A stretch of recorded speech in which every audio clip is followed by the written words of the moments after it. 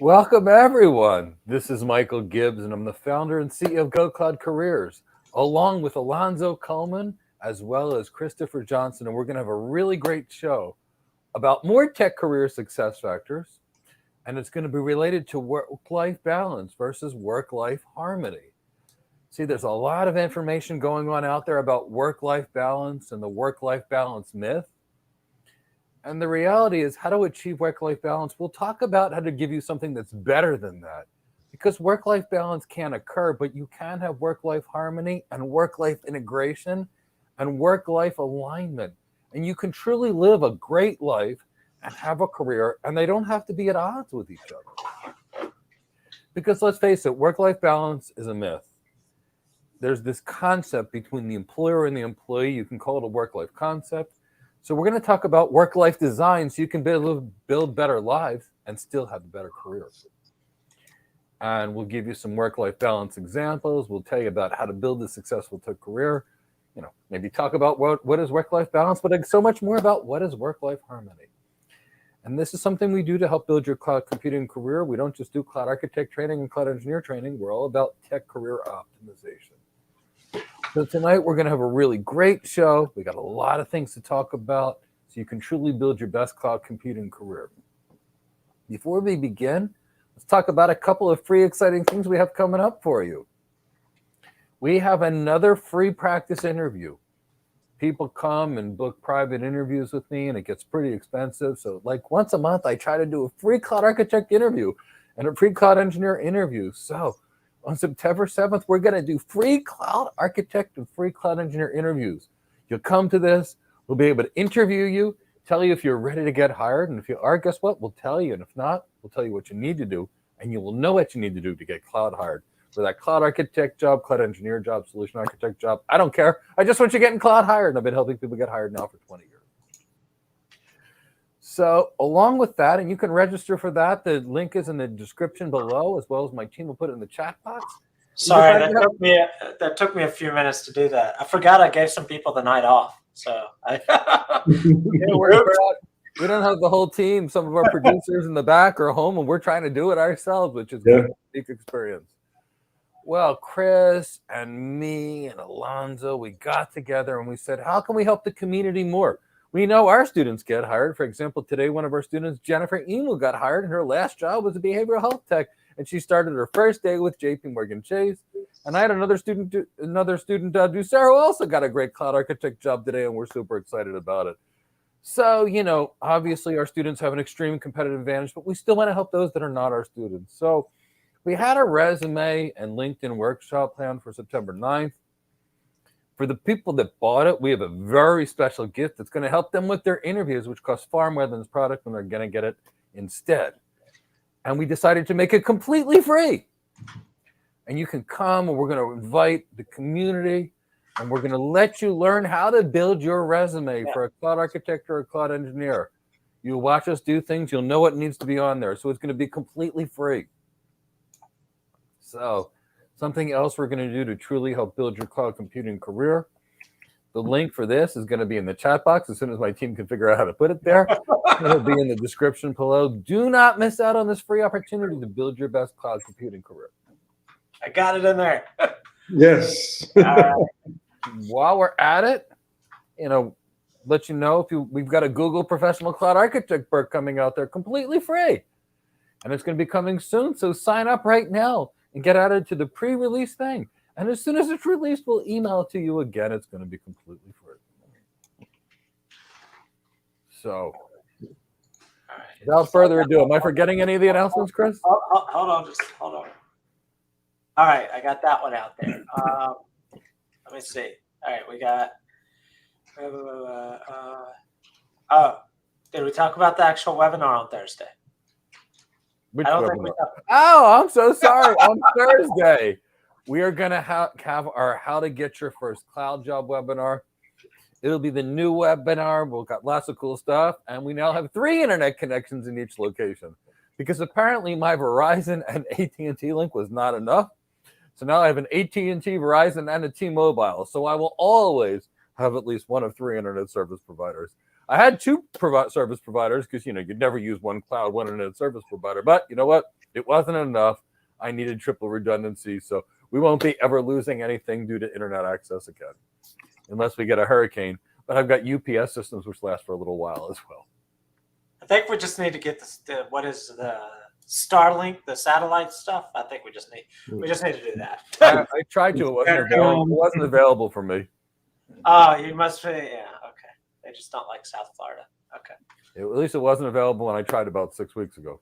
Okay. All right. Let me make sure if we've got anything else. Oh, follow us on LinkedIn.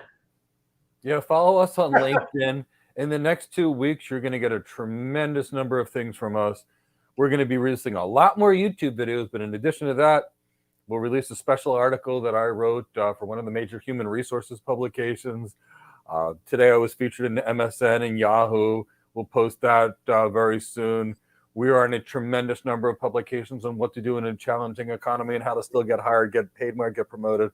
Got about 10 public plus magazine articles that I've been featured in or wrote for big publications that I haven't even shared with the community. So if you want to get some free cloud architect training and free cloud engineer training and develop yourself professionally so you can have better careers, please follow us on LinkedIn.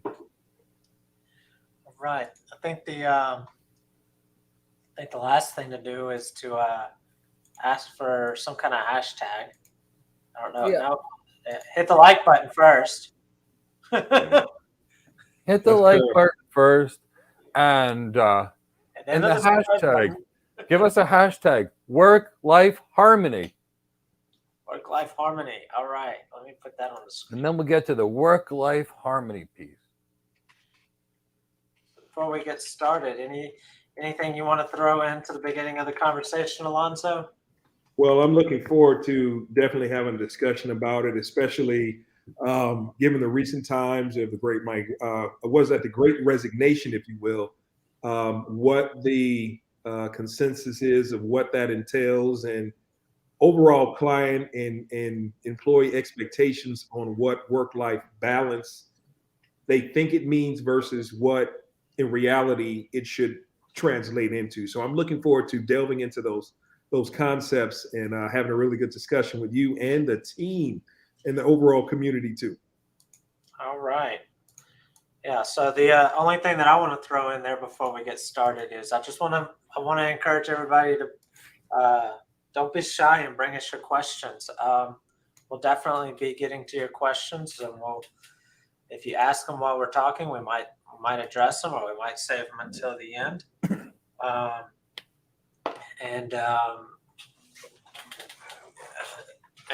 But yeah, just don't be shy with your questions.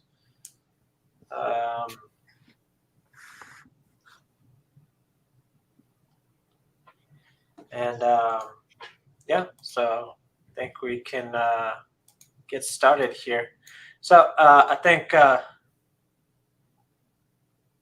Mike, you know what? I think I don't think we celebrated your birthday enough this month. Ditto.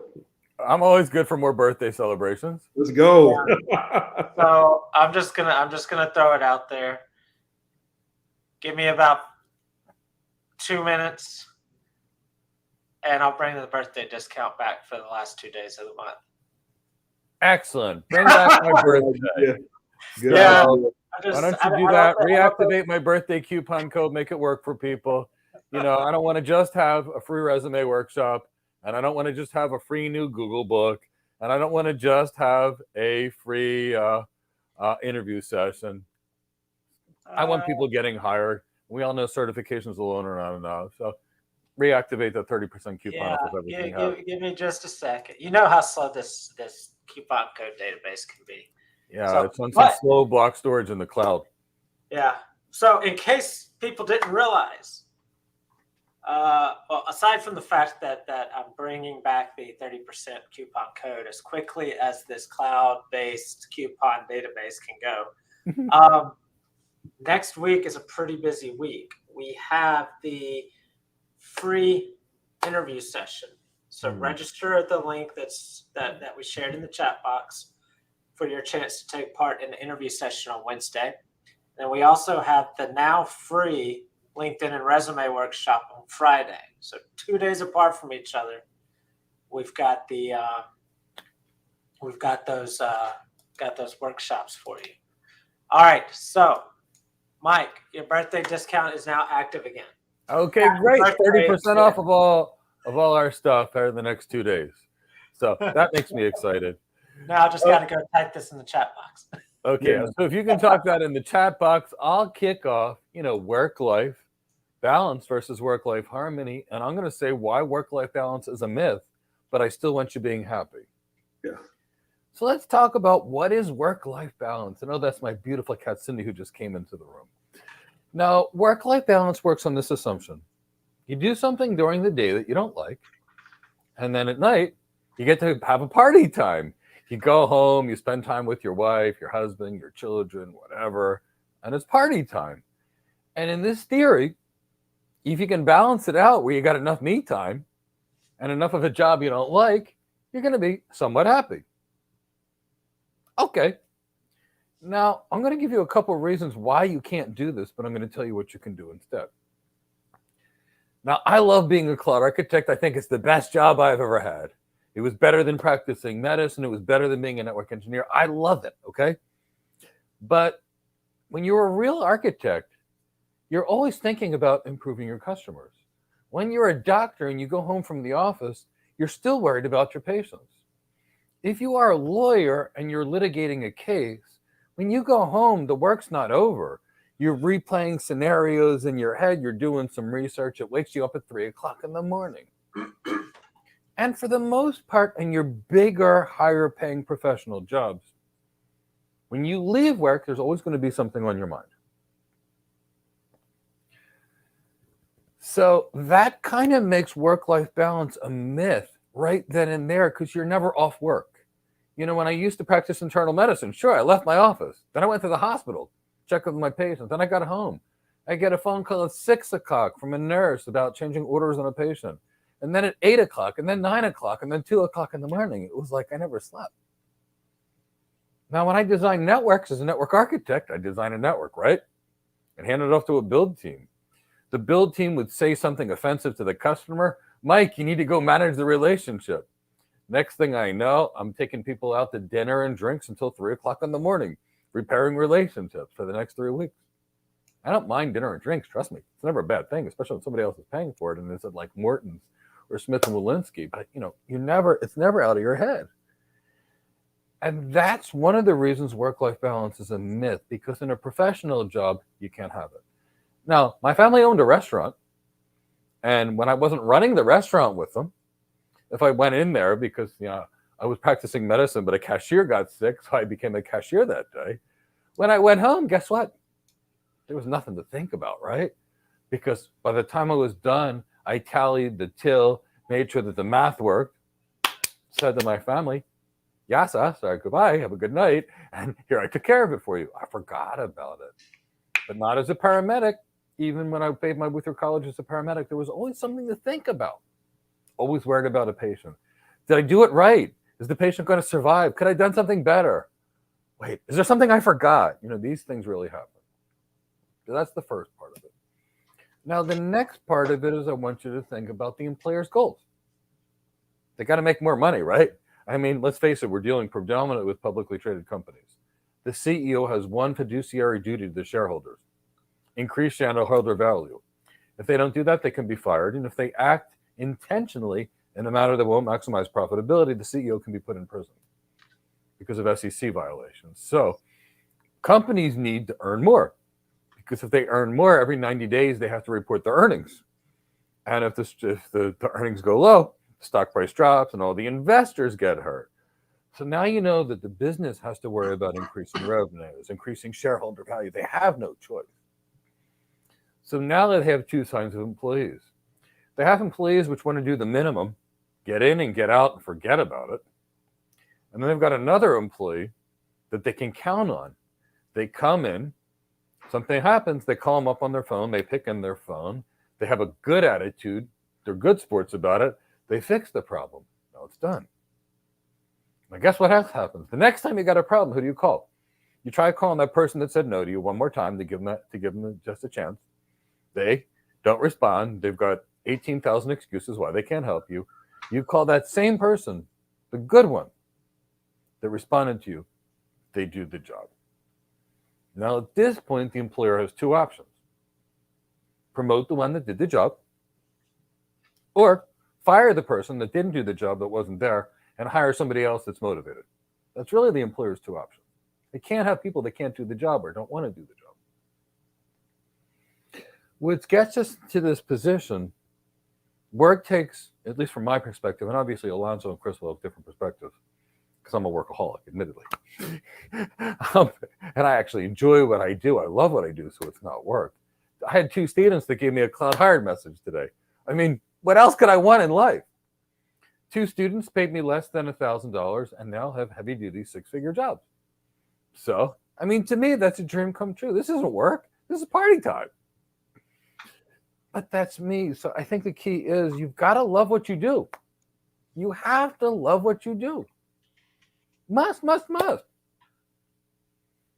If I didn't love what I did, could you imagine me responding to 2,000 emails a day? I mean, I couldn't. It would make me go nuts. Being on YouTube 4 hours a day, 6 hours a day. Some days I feel like I'm on camera 8 hours a day. You know, I'm dealing with reporters in one part of the day. I'm dealing with magazine articles later in the day. I'm dealing with my students. I'm talking to CEOs and chief technology officers and CIOs, talking to recruiters and hiring managers, say, what do you want in the perfect architect, so I can make sure that our students are always exactly what they want. Sometimes people call us just to try and hire our students, and I got to go matching up people. So my life is busy, but I love it. So it's not work. So I think the work-life balance myth is, you know, the thing that you have to do is find what you love. I liked medicine, but I didn't love it. That's why I went to tech 25 years ago. Now, don't get me wrong. I've had plenty of sleepless nights in tech. I was thinking about a problem because, you know, after a couple of years being an expert in something, and here's what an expert is: someone that only knows one thing and dedicates all their time to it, versus a generalist that does all kinds of stuff. But when you were an expert, and I've always focused on being an expert, people ask you to do stuff that nobody's ever done before. I promise you, when you get into these situations, 2 things. You call in your fundamentals, you call in your network of people, and you better like what you do, because otherwise you're going to be pretty stressed. You'll hate it. So there's that. So for me, the key is, you know, integrate your work and your life together. They don't have to be so separate. Find a way to be happy with what you do. Find the things that matter to your family. For example, to me, 20 years ago, I don't mind working long hours, but I do not like to drive places in the car. And, you know, I worked 39 miles away from my home. That doesn't sound so far, right? You know, 60 kilometers, no big deal. Well, nobody told you that it was the New York Metro. So that 40 miles, which I didn't know, was a 3-hour commute in each direction. That made me sick. Commuting 6 hours a day. I had a job that paid me unlimited amounts of money. It was Wall Street. We got to take a limousine home at 6 p.m. at night. That was the most miserable job I ever was in my entire life because I hated the commute. I finally said to my manager, I said, look, this commute is making me nuts. Why don't I work 2 extra hours per day and you let me stay home? You'll work 2 extra hours? Are you kidding? This I like. This drive thing I hate. I saved 4 hours per day. I got pay rises because I did extra work. They were happy that I got extra stuff done, and then I was happy. So I changed where my life was. I haven't worked in an office in 20 years. Only in 2003 for 6 months did I go to the Cisco office in New York City. And then after that, I never went to the office again, except for executive briefings and telepresencing systems, because there was no point. So from my perspective is find something you love. Make sure there's a balance in your life, that you're happy. Integrate into your daily schedule whatever you need. I do yoga every day during the day. Chris makes me. He literally calls me and says, Mike, you're not nice if you don't do yoga, and you're not healthy if you don't do yoga. Did you do your yoga today? Yeah, I make you do yoga. Alonzo makes you eat. So Now, Alonzo was going to go straight there. Alonzo knows that I love what I do so much, and I'm so focused on my student success that I forget to eat. Alonzo literally calls me and tells me to eat every single day. Chris does the same thing. So the point is they know that my life and work are integrated. I was getting a Thai massage on Saturday. Somebody called and somehow I actually answered it at the same time. Now, some people might say, I'm like, look, I'm good and relaxed. It was the perfect time to answer that question. So, make sure, wherever you go, you've got a relationship with your hiring manager. Make sure they know what you like. Make sure you know what they need. Make sure that you get their needs met and deliver with excellence, honor, integrity, and ethics. And then ask them for what you want. You can ask for more money. You can ask for more paid time off. You can ask to go visit and work from your home and beach. I worked in Greece for a little while. Nobody knew. Dara, who just got his cloud architect job, was working in Granada for months. And he told me, Mike, oh my God, I've never lived in the Caribbean before. It's wonderful, wonderful, wonderful. I love it. It changed my life. He wanted to do that. So do what you love. It's so hard to find somebody great. I mean, people don't realize that it is so hard to find somebody that's great. That if you're great, people will work to have you. They'll accommodate you in ways you can't even imagine. I went on a 3-day business trip to Canada, Ottawa, Canada specifically, there in Silicon Valley. 6 weeks later, I was still there. I was literally sending my wife, bears by the week. And at one point, we were supposed to move into a new house. And I called my wife, and she was not happy about the not moving thing. And she was more than right. I called my manager and said, I need to go home. And he says to me, Mike, this is the most critical project we have. We're 3 days away from getting this thing to work. Can you stay there? And I said, yes, but after this, I'm going to need some time to go make sure that everything is going with the move. If I told you that movers showed up at my house to pack the boxes, to unpack the boxes, and to literally organize and clean up the entire house for my manager. I called my wife and I apologized to her, and she says, well, I already got a call from your manager. He told me that there was something critical. He knew there was a moving. Flowers had been sent to the house. This and this and this has already been arranged, so don't feel so bad. You don't have to be so stressed. Because I wanted to pack the boxes for the movers. But, that's the key. So, work-life integration, work-life harmony, just do what you love. And if you don't like it, do something different. There is nothing like today, one of my students who was an incredible engineer, with an incredible engineering background, wanted to tell me about his 18 years of engineering. And I said, it doesn't matter whether you have 18 years, 18 minutes, or 18 months. It's a wonderful new career, and you got to completely relearn it from scratch. Because engineering and architecture are so different. And I actually asked him, based upon the way he presented something, are you an engineer? He says, yes, yes, yes. And I'm like, you can tell, because the mindset of an architect and an engineer are completely different. Architect focuses on business, engineers focus on tech. Both are great. We need both. That's the whole point. You got to do what you love. If you think you like being an architect and find out you don't, be an engineer. If you plan on being an engineer and don't like it, you don't want to be coding at 2 o'clock in the morning, go become an architect. You don't like either one, go become a doctor. Trust me, you could do it. But anyway, integrate everything. Make yourself happy. Love, love, love what you do. Well, Chris or Alonzo, why don't you go next? Yeah, I'll let Alonzo go. Okay. All right. Well, Mike has eloquently laid that out about what your passion should be, but what I really think is really important for everyone to understand is to not only focus on your personal life, but on your business life, but you really have to take into consideration that, given the fact, case in point for me, I'm a husband, I have a career at Go Cloud Careers, and I'm a father as well. So I have to balance and I have to focus and intently make time for work, for my children, for my wife, for my family as overall. So ensuring that having that type of integration, and especially understanding, because my wife, she's a very hard worker. She understands what work ethic is about. She understands what it needs, what it takes to be very successful. And we both are of the like mind. So having that type of harmony at home helps me to be better integrated for harmony at work. We understand what's at stake. We know that we have goals. We understand that we want to do things in life, not only as a family, but as a professional. So understanding that it takes harmony on both sides for it to be successful. So when it comes to, and also another thing that I think about is that during this great resignation, if you will, a lot of people have expectations, almost demands of what they want from their employers, which I find is laughable. Someone is actually demanding the person or the company that is keeping them off the streets, if you will, food on the table, shelter over their heads, and so forth.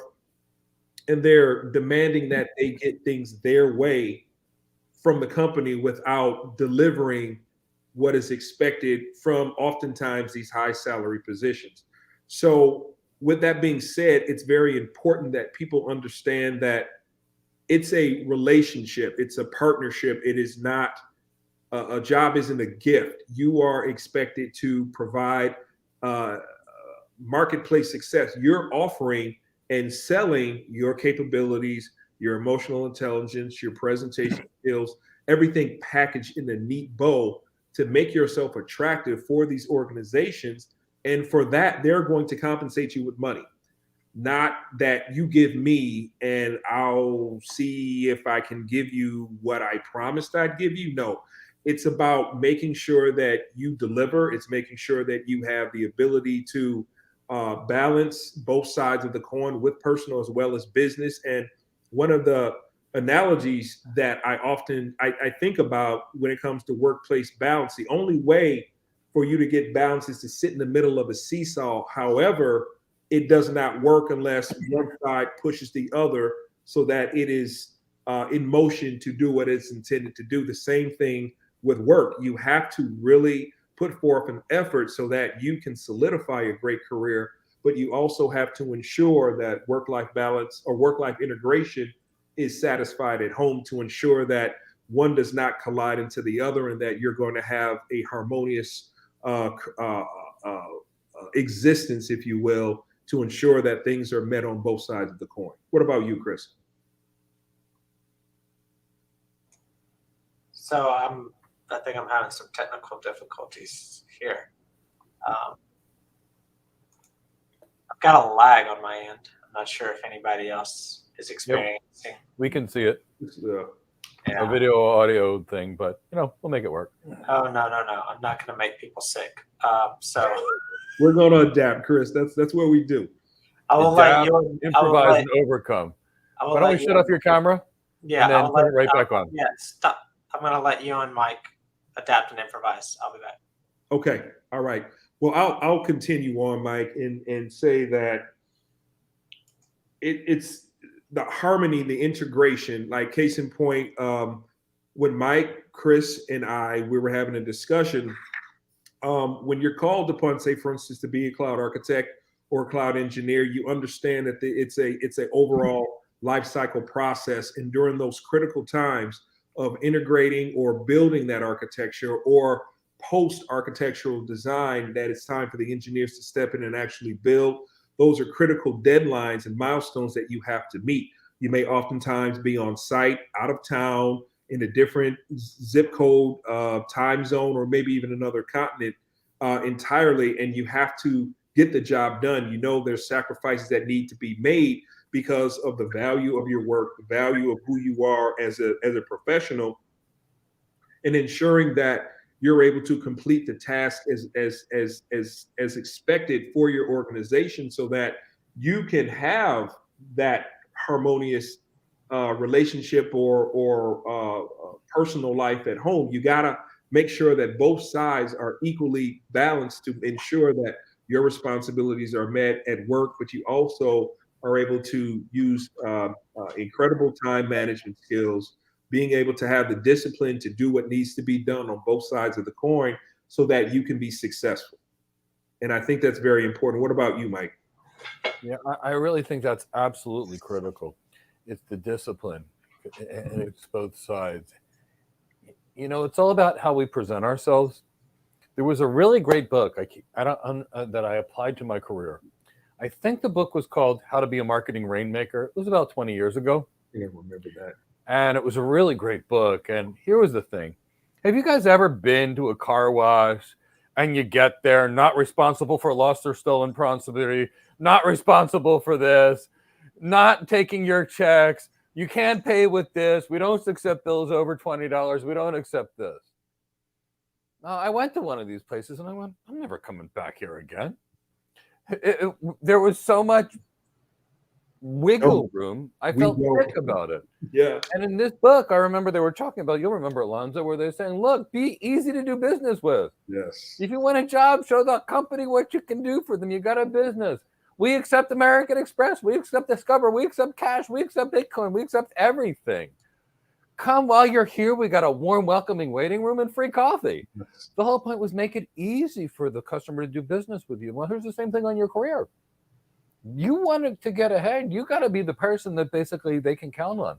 The person that says yes when it's appropriate, says no when it's appropriate, and tells them why the no is the wrong thing to do and offer a suggestion instead. Be the one person that they can count on. When you speak to managers and you ask them what do they want, they say, look, Mike, I want people that can do their job, but I want someone I can trust. I want someone that knows their limitations so they don't make mistakes. I want someone that's energetic and enthusiastic. They used to call them energizers. I want someone that brings out the best in others. I want someone that can work in a team. And I want someone that's willing to go above and beyond. When we're dealing with people and they're changing careers and they have no experience, that's what they've got to project. And in a competitive job market, you still have to project that, because that is the difference between hired and not hired. It's not the number of certifications somebody has on their resume. I mean, personally, I won't interview with anybody that has more than 3 certifications, because I know that if they divided their thing into more than 3 certifications, they don't know anything about anything other than how to pass a certification. But I do care about ethics and honor and integrity. I can't have somebody I don't trust. I can't, period. All right. So I think I figured it out. Yeah, it was a virtual background. There's my beautiful background of St. Petersburg. Oh man. Yeah. Probably too much data with all the pixelation. I mean, the pixel amount, high definition. It's just too much amazingness. I mean, that is a beautiful background. Yeah. Really did look nice, the St. Petersburg skyline. So I feel like I've just been kind of out of it the past few minutes, trying to figure out what my problem was. So I'm not, to be completely fair, I'm not exactly sure what I'm not trying to say I wasn't listening to you guys, but I wasn't listening to you guys. All right. What he's saying is a philosophy I understand. When you're trying to troubleshoot one thing and one thing you can't pay attention. Hey, wait. That's why you can't be an architect and an engineer at the same time, and that's why you can't be the pilot and the flight attendant at the same time, and that's why you can't be the doctor and the nurse at the same time, because you can only do one thing at a time well. So totally with you. I totally know what it feels like to be doing 3 things and not remembering either one. Definitely can be the conductor and working the caboose, right? Exactly. Yeah. So I guess I'll just chime in here with my initial thoughts about work-life balance. So I've shared this with Mike and Alonzo before. Hold on, let me do some housekeeping here. Is that flamingos? Your shirt? Yes, it's flamingos. There you go. That is so Miami Vice. I like that, man. Yeah. Speaking of work-life balance, there we go. I got the flamingos at work. Where's the backdrop with you in the hammock from your time off? Was that when you're down in the Keys? Oh yeah. Well, as we saw, my computer doesn't like to do vacation and work at the same time. So no backgrounds today.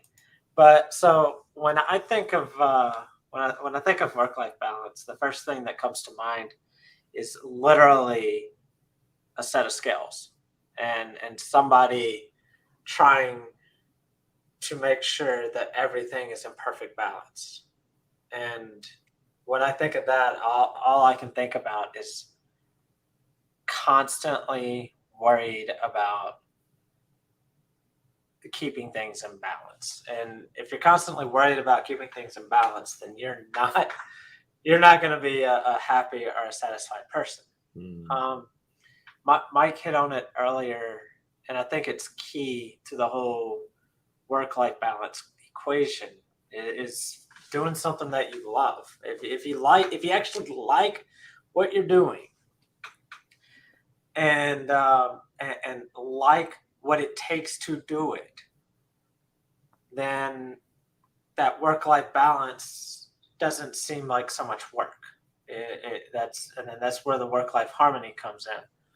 See, I had a job where I drove an hour every day, and I loved it. I loved that.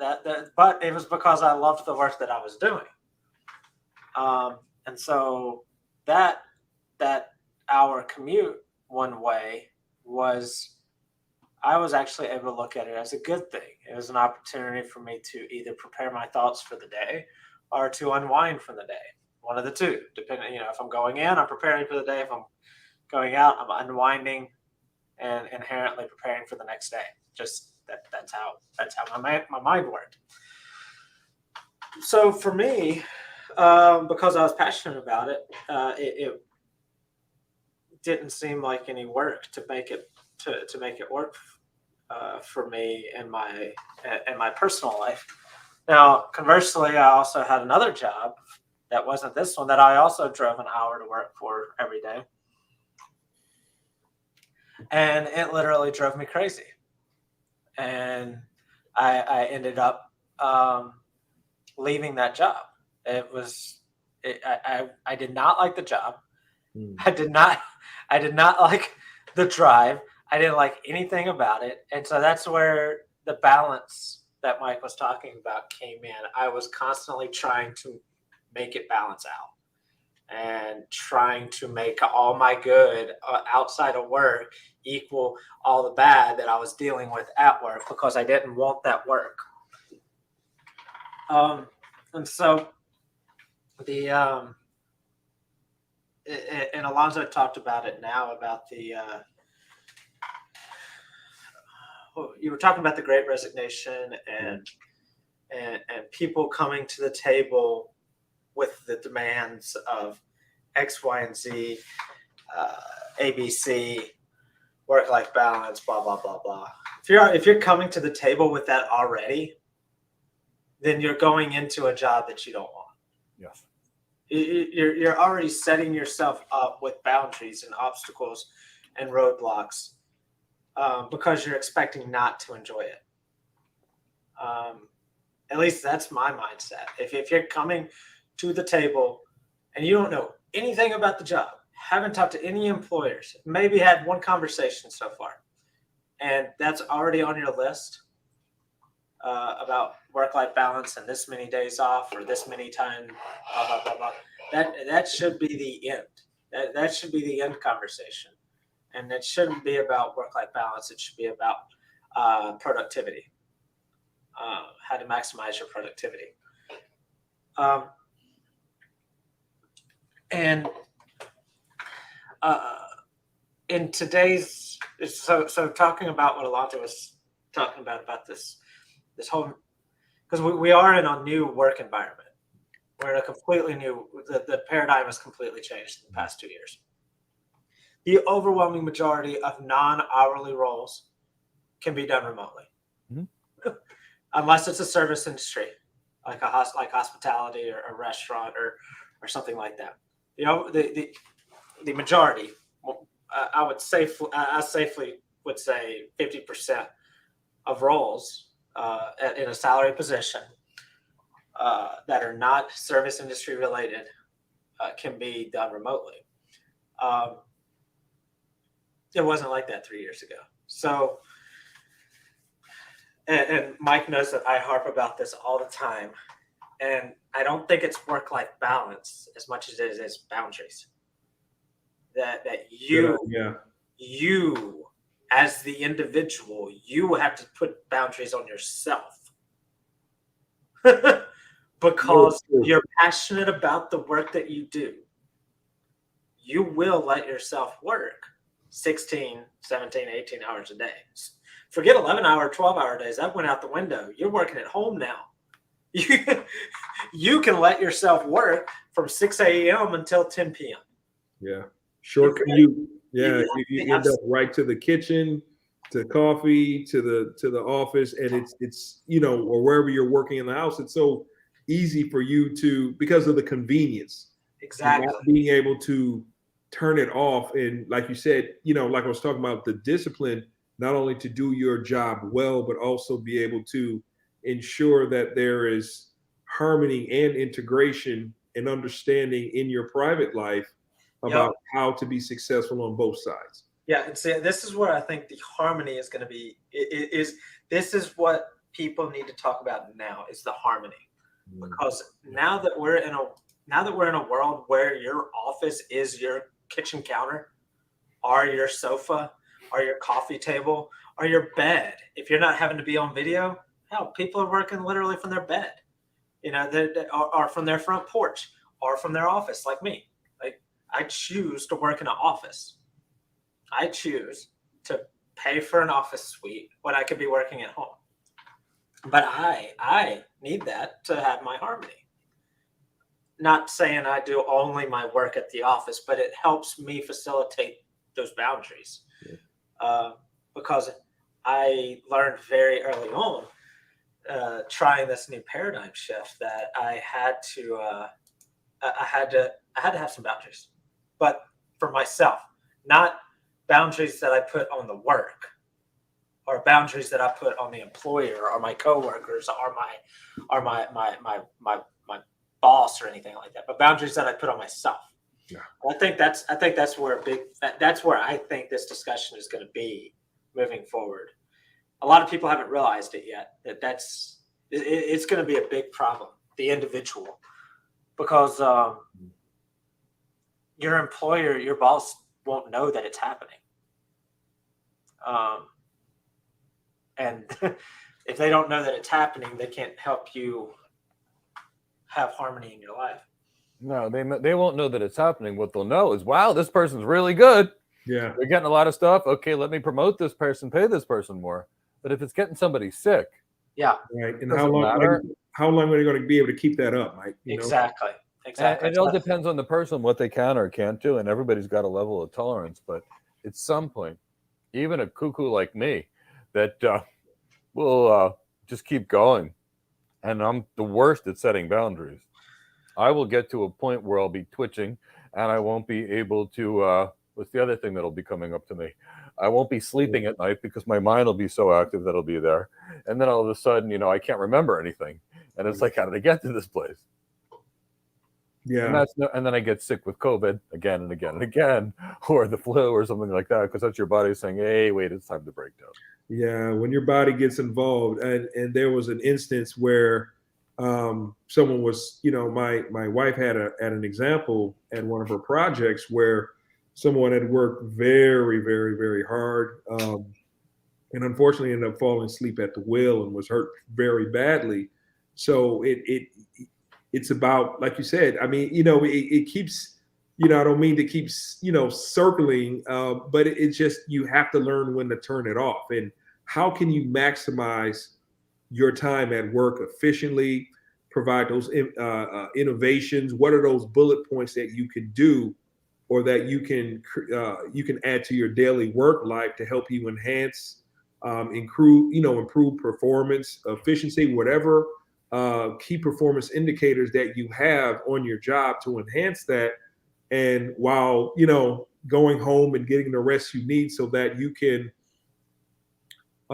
create those small but deliberate steps of improvement, so that you can get noticed. You are going to get those promotions, bonuses, and so forth. So it's something that is not quickly gained, but you could lose it quickly if you're not able to create that balance on both sides. And it really needs to be that whole integration, do what you love so you're not miserable with it, think it was Mark Twain that said, "Make your vacation your vocation. You'll never work a day in your life." And I will say this: leaving internal medicine for tech 25 years ago, that was a good decision. Yeah, that was a good. I recently renewed my license, and it's going through like this checklist and this checklist and this silly box. And it's the same questions every year. Do you love what you do? How many hours? And it's like, no, I don't work in this. No, I don't work in this. No, I don't work in this. No, I will never work in this. But I just don't want to keep my license. right. And it's kind of like that. And that's what's causing people to be burned out. They don't like it. They're not happy doing it. When I was a firefighter paramedic, and how I started and how we all started, we volunteered at the local firehouse. We loved it. We were passionate about it. We got experience as a volunteer, as an apprenticeship, and then we all got paid jobs. But we loved it. I knew people that were volunteering for 10 years. They had regular jobs, and they just loved it so much. They were passionate about it. I also knew people that left high-paying jobs to go do this because they were thrilled. I loved being a paramedic. I loved it. I didn't like the 5 herniated discs that it gave me. I didn't like the fact that I had to work 16 hours a day just to earn enough to survive. And I did work 16 hours a day, 7 days a week. Didn't like that, but I love being a medic. That's a very interesting segue is because I'm thinking, what is going to be a very positive? What do you need to create that integration, or rather that harmony? Is there something within the work, like say for instance, they have like community service endeavors for that particular organization? Is there something like maybe some sort of hobbyist where you're able to speak or do something that's positive within perhaps maybe the department or whatever, something integral to that specific organization, and being able to mirror that as well in community service endeavors? Or I love martial arts. I love to work out. I love to still illustrate every once in a while from my previous life in ad agency work, and finding those ways where you're able to let go of any stress for any particular high performance times in your career where you gotta, it's not that you don't love what you do, but you just need extra avenues to release any of the extra stress that you normally wouldn't have to deal with later. Yeah, I think that's critical. I mean, some companies like in the Bay Area have gyms there and little beanbaggy things, and they bring in sushi every day and they bring in other things. Now, that's because they're trying to force you to work 24 hours a day on your salary. So that never felt right. But, an employer that gives you the time to do your workout during the day, that is there. Somebody that's got showers so you can go back to work after your workout. That kind of to me is something that's person. But really, to me, it's about finding what you love. And actually, the good news is we can have work-life harmony. We can find what we love, and we can actually earn more to do what we love. Yeah. See, what most people do is they don't get it right. They become jacks of all trades and learn a little of everything. 99% of the people in tech do this. Do you know what it's like when you need somebody that's got a real skill in tech? It's like harder to find than a diamond. And the point is there's so much need in tech. I mean, you could build a career on BGP. I did. And spend 50 years in BGP and get paid 3 times what the average person would do because you know BGP that well. You could do it on OSPF. I don't care. You could do it on identity and access management. It doesn't matter. You can find something that you're truly passionate about. Truly master it. Become one of the best in the world at it. Write thought leadership documents, present at conferences, and then bill yourself out for a couple $1,000s a day as a high-paid consultant every day of the week because your skill's that good. So the point is we don't have to do what we don't love. There's so much room in the world to do what you love. For me to learn BGP, oh, that's fun. That's fun. To me, it's just like getting a good steak, reading a new BGP RFC, playing with that. I mean, that's fun. But 20-some years ago, I went to Sun Microsystems and learned to write a bash script. Oh my God, that was the worst torture of my life. I went back and never used it. But that was pain. If I had to do that 1 hour a day, I'd have another career. I would just quit and say, tech is not for me if I had to do that in my career. Because programming is, to me, the world's worst torture. Now I got a buddy that loves it. Good for him. And that's the key. If he had to go deliver presentations in front of CEOs all day long, he'd want to die. He'd have ulcers. He'd be biting his nails, smoking, drinking, and taking who knows whatever else because he doesn't like being in front of people. And that's the key. What would be work for me is fun for him. He likes to play Pink Floyd music, turn down the lights, and relax. He's in California and code. He loves that. Me, I don't like to code. I like to give a presentation. Who cares? The world takes lots of kinds to go in the world. We just got to do what we love. Alonzo, you're muted, but it's something. Yeah, I totally hit that. I that's very true. It's like I love, some people can work with the soothing music. Some people need total quiet, but I think that's what it's all about, right? Is being able to find what works for you to enhance your performance, enhance your day, whether it's music, whether it's, I'm digging deep here because I know my wife, she loves aromatherapy. So there's certain aromas that she really loves that really enhance her performance. And so, she like pockets the house with all these different areas where it makes, her feel very much at home, very productive and so forth.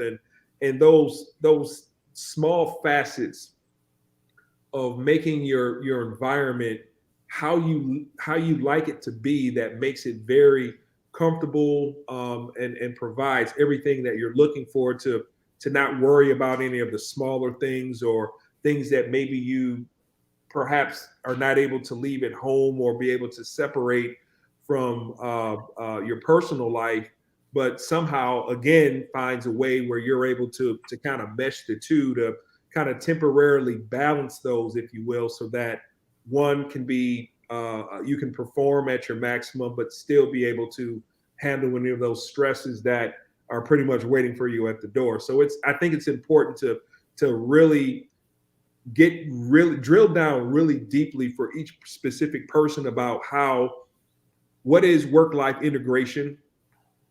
How is it going to affect me? What does it look like for me? And what steps do I need to do to get that in order so that I can enhance both my professional and private career? Yeah. So we just said a lot of me's and a lot of I's. But I think it's important that we talk about the fact that it's not just me. That's true. That is very true. We're literally talking about balance and harmony. But you know what? But we're talking about like making sure that it starts with you. Yeah. But most people skip straight to let me balance it between me and work. Yes. Well, there's a whole another thing over here called my wife. Uh-huh. And then over here I got my cat. Yeah. And if I'm Alonzo, I got my senior daughter that's about to graduate. God, man, I'm sorry. That's and then I've got my little boy that's got all of his obligations and his baseball and everything, and and so it's not just me. It's not just you, Alonzo. It's so I think there's when we're talking about work-life integration or work-life balance, again, this is where we get to the harmony part. And that's what I think we have neglected. That's true. Yeah, you have to be in harmony with your home, your home before you can be in harmony with your work. What is that? What is that old homage? If mama ain't happy, nobody's happy. Exactly. So I think so. So I think that's important to not overlook. And at least in my experience and in what I've seen in other people, the people that have had the most success in careers have had a, how should I put it? A good understanding at home. Yes. Of what everyone's goals are. Yeah. not what everybody's roles are or what everybody's responsibilities are, because those can literally change from minute to minute depending on what the heck happens. Oh yeah. So, you know, you were talking about it, Alonzo, earlier. What you got a deadline at work, everything's running smoothly, and then bam, just the chaos comes out of nowhere, and you were expected to take little Johnny to baseball practice, and uh, and that now the harmony has gone out the window. Yeah. But this, I'm assuming, I'm taking a giant leap here, but I'm assuming that you and your wife have a good level of understanding and communication of what each, what the larger picture is, and what the goals are for you and the family and everything. And so y'all are able to work together when things happen. Yeah. But that it's important. It really It is. is. There are some people that don't have anyone else to consider in their equation, but the majority of people have at least one other person. Yep. Yeah. To consider in the equation, whether they're a single adult that has a child, whether they're an adult with a significant other with no child, whether they're an adult significant other, 15 kids, 2 grandparents, and 3 dogs and 16 cats. Everybody's got something. Oh yeah. You think about, like, case in point, I had, as you all know, I had something very recent happen, some events, and then you have my daughter's in school, my son is in school, I'm working, my wife is working, we're all virtual, practice, being able to adjust and pivot, and then being able to adapt and while it's like trying to keep all the plates spinning, and then specifically like Friday, anything that could happen did happen Friday, and it was trying to be at 3 places at once, respond, react, update, pivot, move, and adjust, but like having my wife, for instance, she understands, she knows, she has done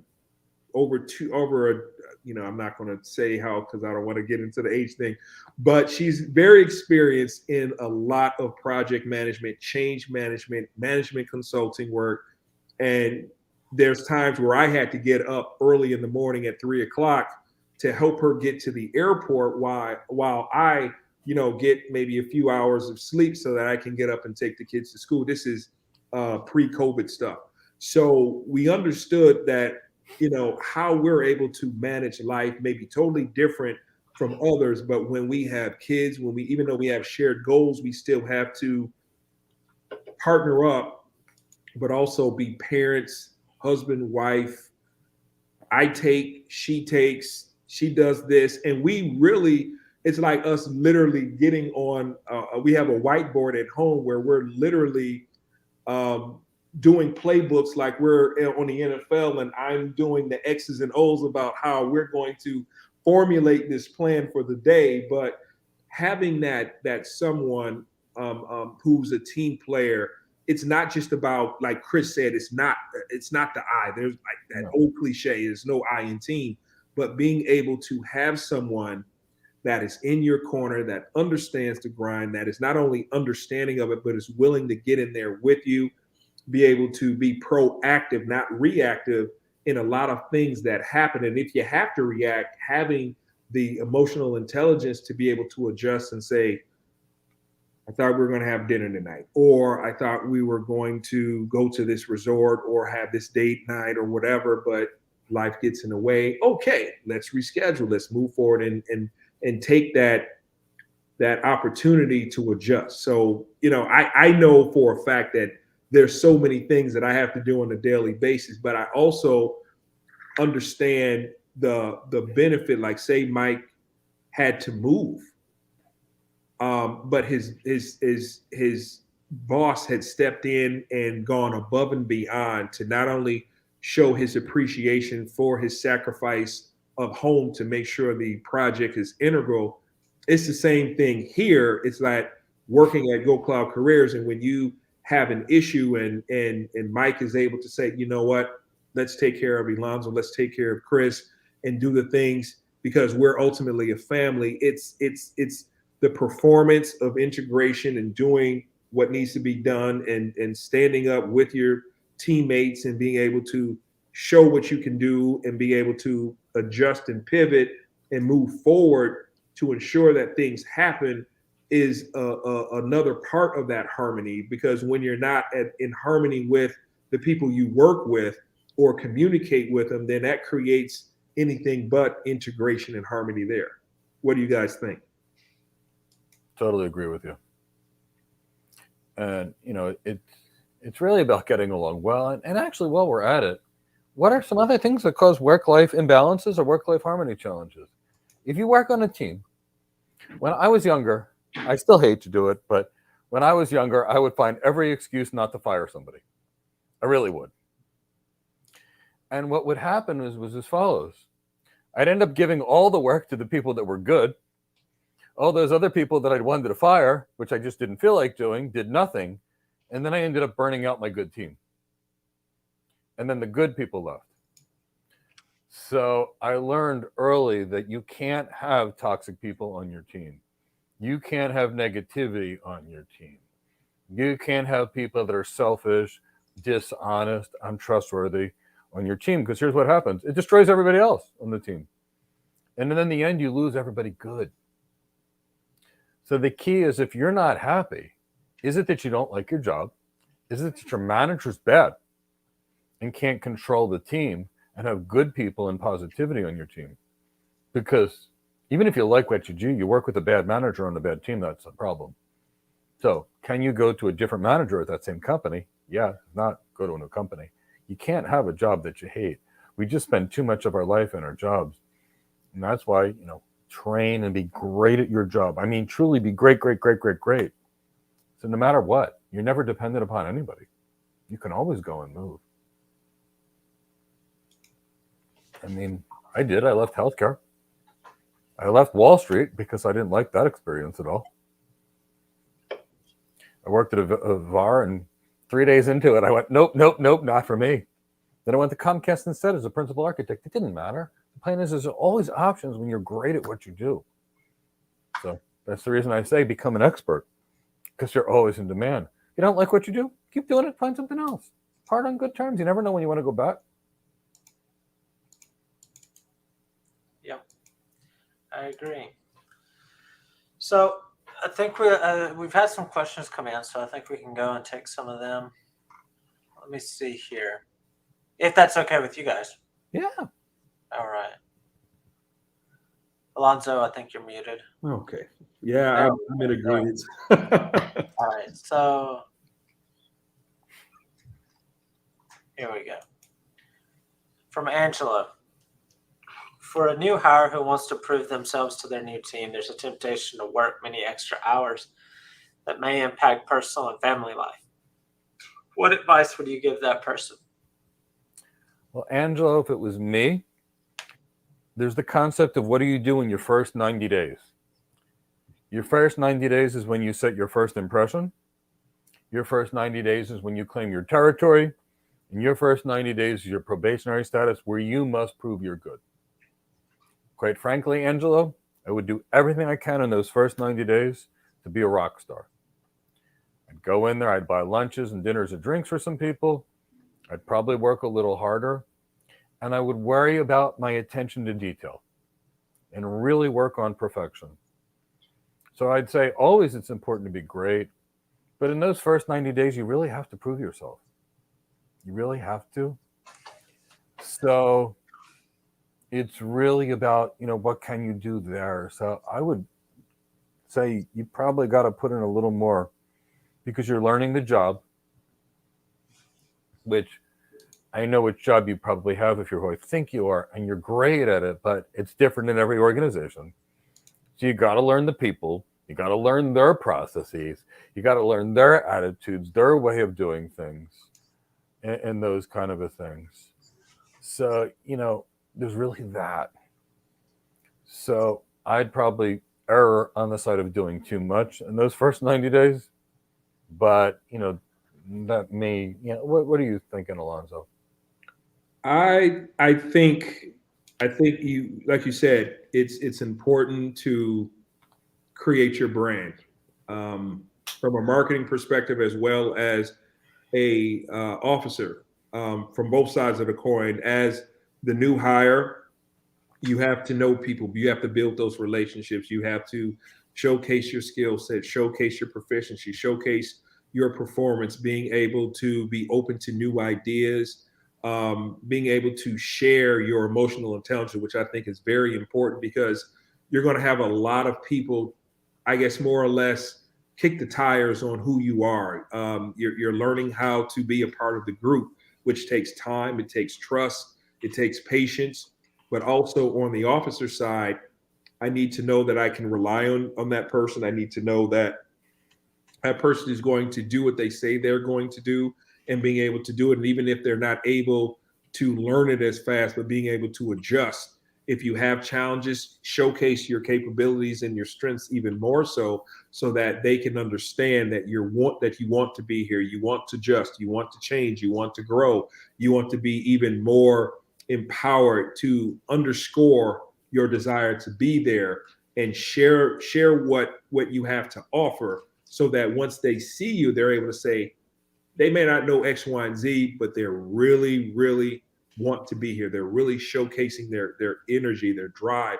They're becoming that, they are that Energizer Bunny. And every time that someone sees you come through the door, or they see you associated with this project, I like them, I like her, I like him. And they're even more energized themselves, because they know that it's going to be a pleasant experience for this overall project lifecycle. Yeah. So you guys already said the first 90 days is when you prove yourself. I will point out that the first 90 days is also where you set your standard. So there is a downside to it. Yeah, set standard boundaries, I would say, possibly for us. There is a downside to it. So going back to what Mike said about the quality,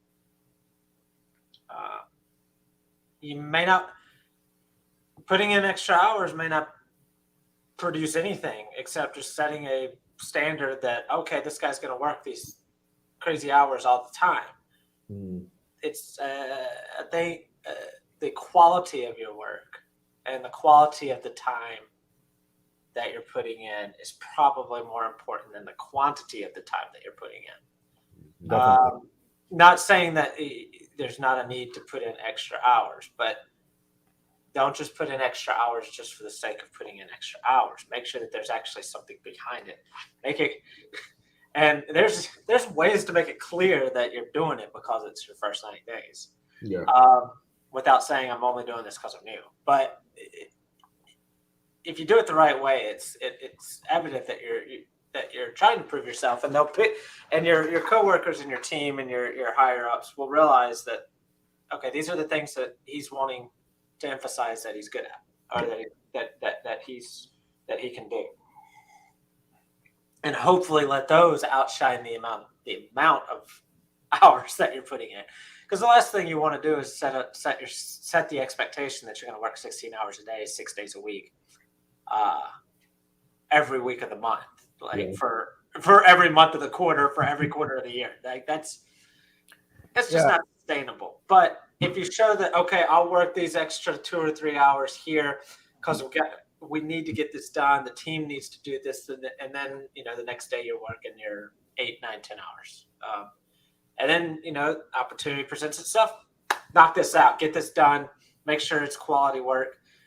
Put in the time. Put in the effort. Yeah, it's definitely there. But I go back to the point that we were talking about before we got to the questions. The home life has to be prepared for you to do this. My wife just started a new job 2 weeks ago. Before she started that job, while she was interviewing and doing all this all the the pre stuff trying to get the job, we had to be on the same page with, okay, you're about to start a new job. Well, here's what that's going to look like. You might not be home at 8 o'clock at night. You might be at work.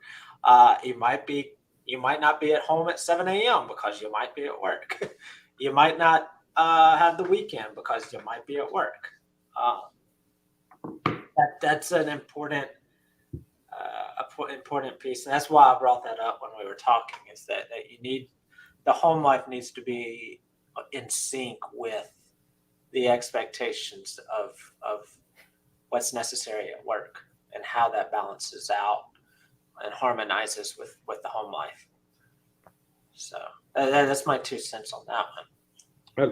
I think it makes sense. Burning yourself out to prove yourself by setting a precedence you can't keep up with is going to backfire on you in worse ways than you can think on a long-term basis.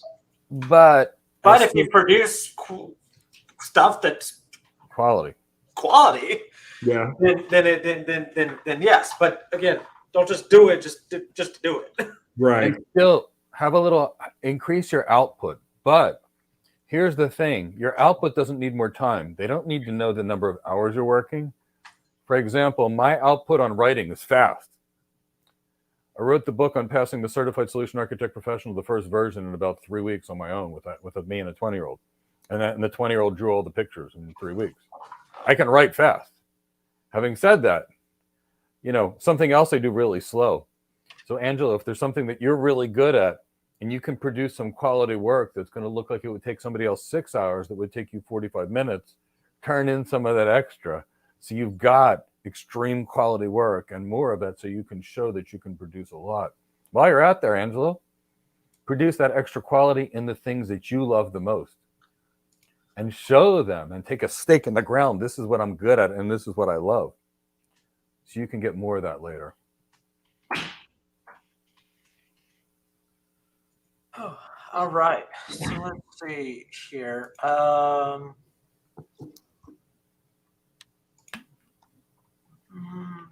Let me find my questions here. That one was a long time ago. Okay, here we go.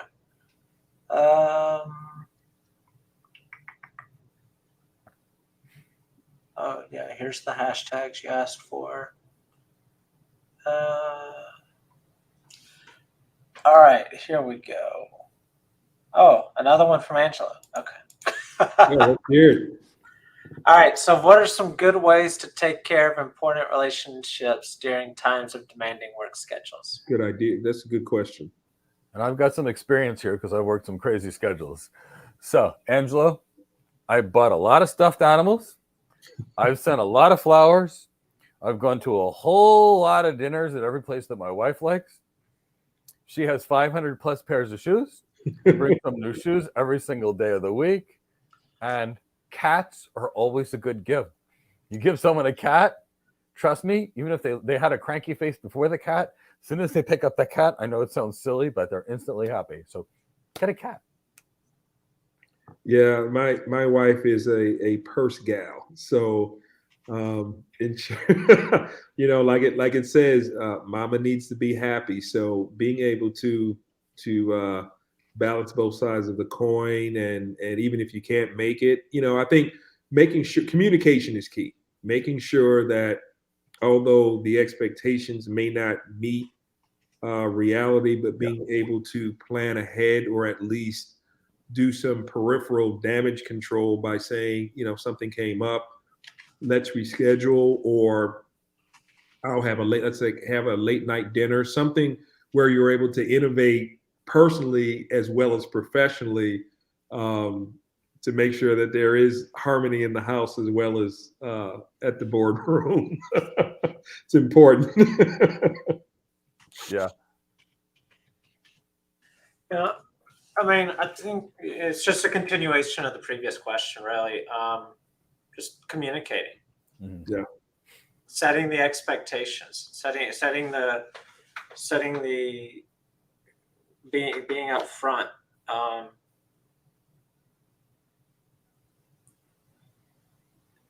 It's just don't know how to.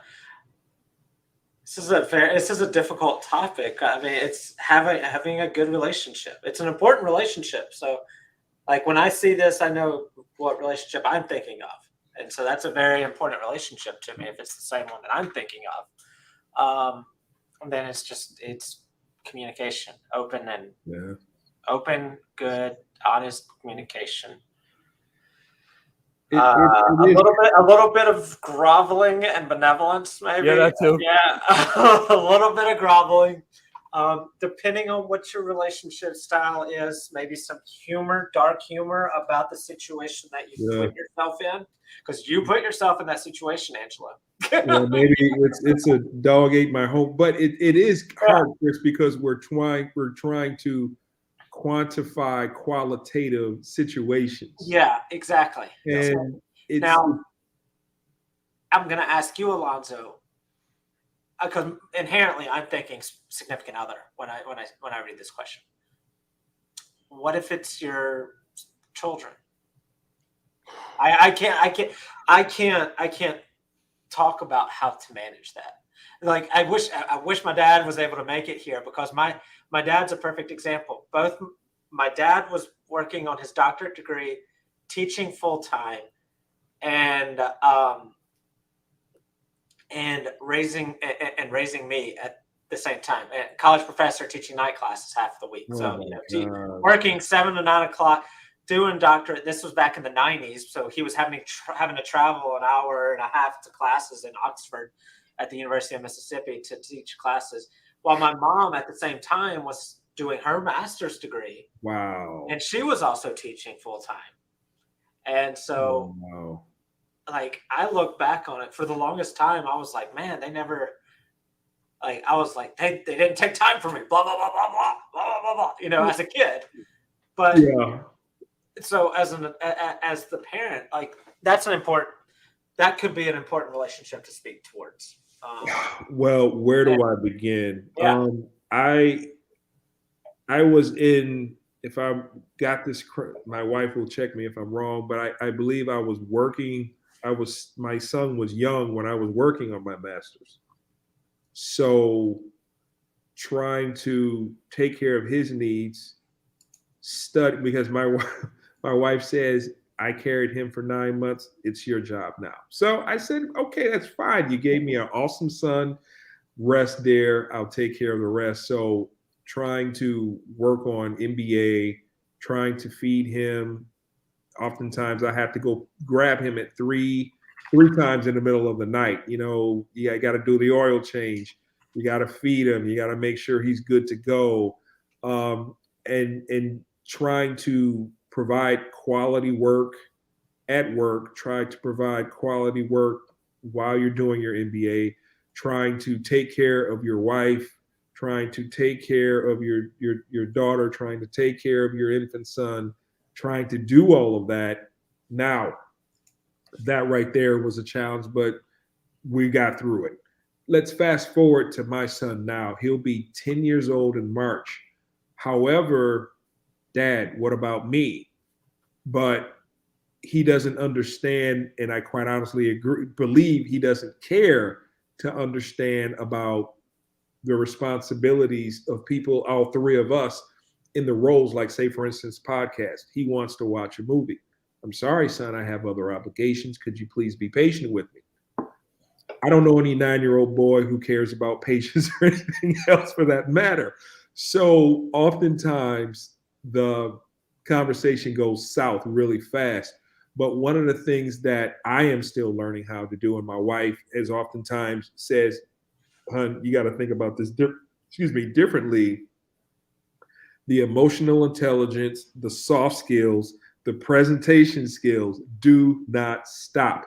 I have to go to him, and sometimes I get frustrated and I'm tired and I'm grumpy, and then I have to apologize and say, you know what, it's not your fault. I have other obligations.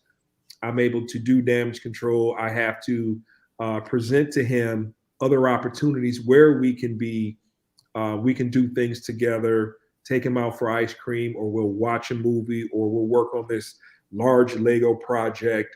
It's give and take. So Negotiation skills are in play, like you would be in a cloud Yep. architect, as well as with my wife as well. Well, I can't do this, or we have a hectic work week, and my wife and I, we have this cool thing that we do is that on Fridays we get our favorite drinks, we get our favorite foods, and we binge watch our favorite shows. Like right now, we're watching The Sopranos. So classic stuff. We love it. She never watched it before, so she like, when are we gonna watch it again? So it's those type of things where you're able to set exciting expectations on things that you know that you can spend time on, even though usual things take away from those normal day-to-day relationship building activities with your family. Like, so it's like those old old 70s shows where they're showcasing talent, and this guy, he's trying to spin these plates on these little sticks, and some of them are dropping, but he's still trying to balance them all. Yeah. It's like being a ringmaster of a circus. You got to know what's going on every step of the way, much like you do at work. So it's kind of an interchangeable set of skills that you can apply on both sides. And I like the dynamic, but it's also iron sharpens iron. So one side of my professional life will sharpen the personal side as well. Yeah. I'll give you an example from my father-in-law, and then we'll get to you, Chris. That just hit me. So my father-in-law is one of the most impressive and decent people I've ever met. He's 93 years old right now. He came from Greece. He brought his wife from Greece. He brought my wife from Greece and my brother from Greece. Wonderful, wonderful man. He came to the country and owed money on his airplane ticket to his brothers. So what he did is he actually worked as a cook from 7 to 3 or 4. And they worked as a dishwasher at another restaurant until like 2 o'clock in the morning, 6 days a week. Well, that was Monday through Friday. He had another job with his brother laying down cement and bricks on Saturdays. And every Sunday, he took his 2 kids to Six Flags, which is like this big amusement park like a Disney World. Now, he actually had an ear problem, so he couldn't participate on any of the rides because it would make him dizzy. So he literally took them every Sunday to this amusement park. I gotta tell you, his kids loved him and love him and will do anything in the world for him. All of us will. I'll go be in Philadelphia for a minute if they ask me for help. I mean, because we all love him so much because he's such a great guy. But here's the thing. He was emotionally intelligent, communicated very well, and he made it clear to his kids, I love you and do anything I can for you. I just am working hard to provide for you so you can afford to have anything you need. So it goes along with it, the communication piece, and just, make the time you have count. Because my wife, this is 40 years later since the time he was doing that, 50 years later, and she's still, or somewhere between that time, she still tells me about her great father taking her to Six Flags every Sunday. That's cool. I like that. Yeah, Chris, I didn't mean to cut you off. No. Well, I was going to say, I mean, it's similar to, I was talking about my dad and how literally working, 16, 17 hours a day for years to get all that done. Because he was in education, they got those breaks between summer school and regular semesters, and we would literally get in the car and drive and just go. That's what he would do, and we'd end up at the Grand Canyon or at the Hoover Dam, and we'd stop through Six Flags in Texas and go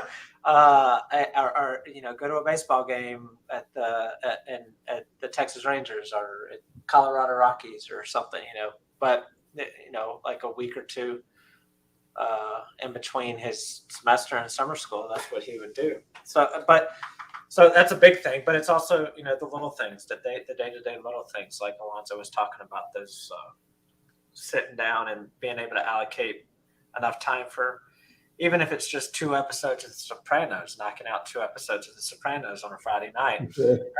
I've never watched the entire series. My wife has watched it multiple times, but I love the theme song. Like, that theme song kicks on. It's great. I'm just like, man, this is good cruising music. Just cruise. It really is. Cruise. Okay, funny Soprano story. Oh, I got to I hear this. lived in New Jersey, right? And I go to Canada on a business trip. And 12 weeks into my business trip, I see a Sopranos episode for the first time. I'm like, I really love this thing. So a couple weeks later, I get back to New Jersey, and there was a Blockbuster Video. I go to the Blockbuster Video and say, "Do you have Sopranos? It's this TV show I found out about in Canada." And they start laughing at me. They said, "You live in New Jersey and you haven't seen The Sopranos?" And I said, "No, why?"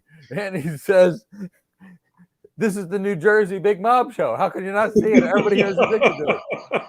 So I rented like the entire thing. I think everybody was calling me Mobster Mike because I was making Sopranos voices the whole time, talking to my buddy Barrymore because I loved it. I'm talking about the bada bing and the bada boom, and he's like, "You're not sorry." He's up there singing, woke up this morning, got myself a gun on the way to work. Yeah, there's something funny, and he's like, "Okay, you're now Mobster Mike." I had a Trinidadian buddy, and he and I were traveling the world at the time for work, and I was bringing Soprano stuff with us everywhere. Yeah, but I don't know what it is. That the opening credits song is just so smooth. Oh, it is. Right. I mean, just the bass line, the rhythm, all of it. If we could license some theme music, like that's what I'd be like. That would be our theme music for the show. Yeah, it was like my friend Barrymore says this to me, and I'm like, so I went through The Sopranos, and then I went into like all the Robert De Niro mobster movies for a little while. And then you know what? Let's get a hashtag Mobster Mike. It's already starting already. I went through like 40 movies in this genre. Put it up. And I was infatuated with watching mob movies. And then I went to some other topic, obviously. Dude, speaking of mobster movies, growing up as a kid, Joe Pesci was not a mobster to me. Joe Pesci, that's true. He was the stupid burglar from Home Alone. He was. When I got older and I became a teenager and I realized that Joe Pesci was like the guy, he was scary in in Casino. Casino blew my mind. But then I got into, who is it? Ray Liotta. He passed away this year. The guy from Goodfellas. Yeah. Wow. Mobster movies. All right. We got to move on. Yeah. We'll have to. We got to find a show to fit that profile. Yeah, we're gonna fit this into our world somehow. I promise. Yeah. But yeah, no, that was mind blowing that Joe Pesci was, when I found out that Joe Pesci was such a good mob actor. I was like, wow. All right, let's get back to the. All right, hey boss, is it okay if I move on? Well, of course. I so love that show. All right. That was pretty good, Chris. Really good. Well, I grew up in the Mississippi Delta, which surprisingly, outside of New Jersey, has the highest concentration of Italians. Really? Yep. Literally every single corner was an Italian name. Farinelli, Aguzzi, Ricconi. And I'm just like, oh my God. We're just going to start calling you. Your name is Chrissy from now on. Oh. So I can pull off an Italian accent. The funny thing is that all the Italians in the Mississippi Delta forgot how to cook Italian. Oh, wow. No, it's like the greatest food after Greece in the world. It does not taste Italian. But apparently my wife's Italian is like amazing. So that's what they say. But yeah. All right. So Collins has a good question here. And I think this gets us into another important topic. Collins asked from Twitch, what happens if my manager grants me an off day and still wants me to work? So, okay. Who wants to take this one first? I want to hear from Mike. I'm looking at his expression. I can't wait to hear this. Yeah, so Collins, you run into this situation where somebody wants you to have a day off. I truly believe that. And then something else came up. So I think the best thing for you to do is with your manager and say, you know, I'm here for you. I'm a team player. Why don't I do this for you today, and let's plan on another day next week or 2 weeks from now? How about this day? Would this day work off for you? Because sometimes stuff just happens. Yeah. And you have to adapt. So I would try to, if possible, work around the thing that they need. Show you're a team player, but don't get that extra day off because you still need the day off. And I think if you can offer something, you know, it's all about negotiation. And you know, when you have to negotiate things, you know, you separate the person from the problem, and you look at what is the things that they actually need, and what are the things that you actually need, and can you find something that makes you win? Maybe work that extra day, but you get to go to training, or maybe you go work that extra day, but you get to take a day off next week or something. So Yeah, I would those probably negotiation skills. I would try and see what I could negotiate out of it, because if he wants you to do something, you don't do it, he or she is going to be angry with you, and that's not a good situation. And they do not forget. Yes. That'd be my perspective, but other people could approach it differently. Oh yeah. Oh yeah. I'm going to approach that completely differently. Because I'm jaded. I read this not as an employer who had something that came up out of the blue. Because unfortunately, I've worked with some not nice employers. And I have a very recent example from my wife that led to her leaving her previous employer, where it didn't come out of the blue, but you have an employer or a manager that point blank expects you to work on your days off. Mike, I'm pretty sure your experience, you've never worked for someone like that based off of all of our So, I mean, what I've Yeah. had classy, highly educated professional leaders as management. Now, to be fair, you know, you work in a fast food restaurant, you might not get this. You work in a retail store, you may get a very unreasonable manager. You work in a hotel, and it's somebody that bought a building and it's a franchise, you may not get a reasonable manager. Yeah. Well, no, I mean, there's plenty of, and it's in every industry. You're It's in every industry. Yeah, so you're gonna have it's irrespective of the industry. You've been lucky enough never to have a higher up that operates that way. There was a switching company that mandated Saturdays and Sundays every week, and people are like, they pay a lot. I'm like, yeah, not for me. Yeah. So this usually happens, unfortunately, after people join a company, and then they find out that this is how that boss works. Right. Point blank, you just need to find a different situation. I'm not saying cut it out cold turkey and put yourself in a bad situation, but if that's the case, now if it's the other situation where something happens, things happen. I've literally been at a 5-star restaurant in Jerusalem at dinner and had to take a phone call because of a senator's wife or a senator's daughter's wedding in Mississippi had an issue.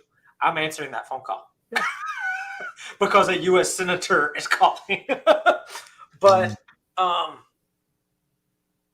so yeah, things happen. But if it's the case of you work where it's your employer expects you to actually work on your day off, and they perceive you as not coming to the office as being off, but you still do work, you need to find you a different situation.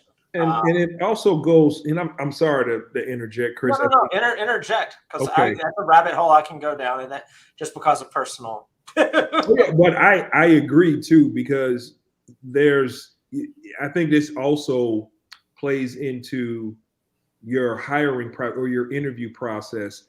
You're interviewing your hiring manager as well. You're trying to get an understanding of not only is this job going to work for me, but am I going to be able to work with this person? And if this person is passive aggressive, or they are a power player, if you will, and they like to throw their authority around at their behest and creates negativity and toxicity in the group, then it's going to be very important for that person to navigate in that environment while also considering them moving on to other departments or an organization altogether. So when they say, I'll take it off, and that perspective could be very forthright with that professional person. It's like things come up. I need you to work because something has hit the fan. The engineers are off. There's a holiday that we didn't account for. Project management plan A, B, and C have gone out the window. Something happened. Or there could be something that's very negative where you're dealing with someone, a leader who's really not a nice person, but you have to try to navigate. And sometimes you might have to take a sacrifice to be able to maintain that job a little while longer while you move on to something better. Yeah, I mentioned previously at the beginning of answering this question, and then we'll move on to the next question. My wife's most recent job before her current one, she as you all know, I became Cabana Chris and was down there in Key West for a little while, and so my wife was with me. We had the time off, and her equal counterpart in the organization had also requested the time off, and ultimately hers was taken away because their higher up wanted to do something else, and so that's something suddenly came up. But did it really come up? Was it is it a business situation story that popped up, or is it the manager, the higher up, the employer? Yeah, Chris. Is it their way of working? And if it's their way of working, then that's and PMP Scrum made a good point here. The 90 days is just for the employer to test you out. Right.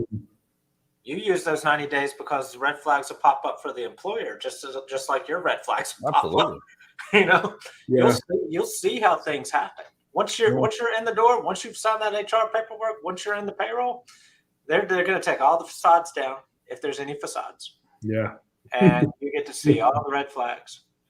Yeah. Very true. Yeah. But you got to interview them extensively. Yeah. I went on an interview, and it was about 20 years ago, and it was a boutique hedge fund that was willing to pay anything, and I mean anything, and it was good. And I was interviewed by about 6 people. 4 of them had PhDs, and they all had these fancy degrees in computers. And their whole goal was to figure out how to connect this hedge fund, or boutique fund, whatever it was at the time, to multiple internet service providers to load share to give better performance. And all 6 of them had worked on it for 6 months and were bewildered because they didn't understand BGP. On the interview, they asked, do I know anything about BGP? And I said, yeah. And they said, we're trying to do this. And I said, we can solve this in about 2 minutes. And they said, 2 minutes? We whiteboarded out their entire routing, everything in 2 minutes. They were so freaked out. They brought me to the CIO. And they were like, oh my God, see that thing we've worked on for 6 months? Mike solved it in the first 2 minutes of his interview. You need to hire him. And he sits down with me and he looks at your resume and he says, no degrees in technology, huh? And I said, no. I said, I can practice medicine, though. And at this point, I didn't like his attitude. So I wasn't going to get this job. I was going to have fun with him.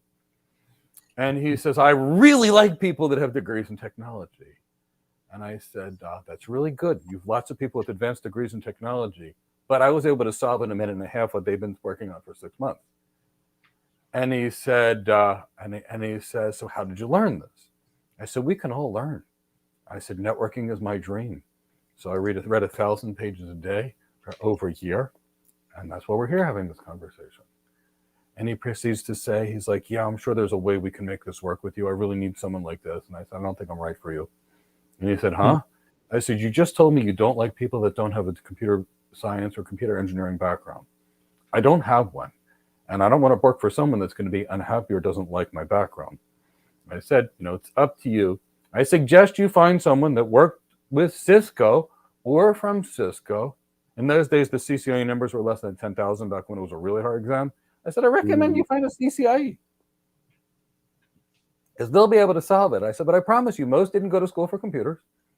Most are people from all kinds of eclectic backgrounds, and they love networking, and they're going to people. I said, of course, you can hire more PhDs, but I was able to solve in a minute and a half, but 6 of them couldn't do in 6 months. That's your choice how you lead your team. And he's like, but I mean, you're right. I'm like, it's okay. We have to go places where we're desired. He was like freaked out. He turned all shades of pale. And I was like, no, seriously, it's okay. You got to find people that fit into your culture.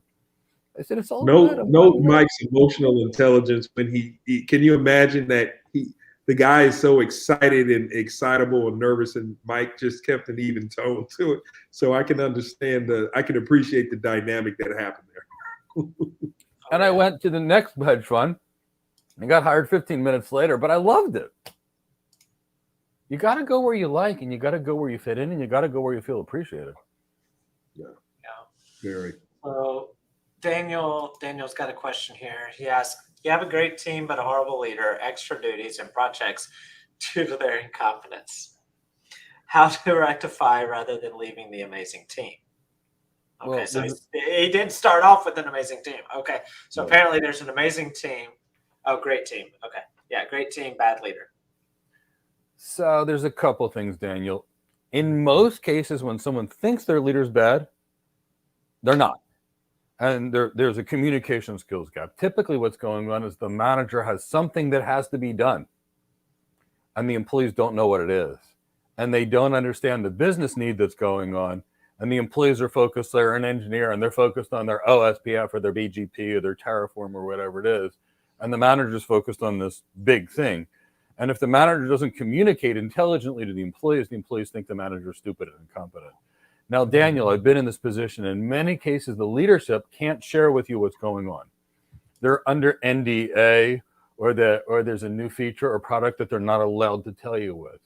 And many times the things that look wrong are actually right, but you won't be able to feel it. If you have a really amazing team and other people are really great, chances are that manager is pretty good, that they were able to select an amazing team and keep an amazing team, because a bad manager will destroy the team in 10 minutes.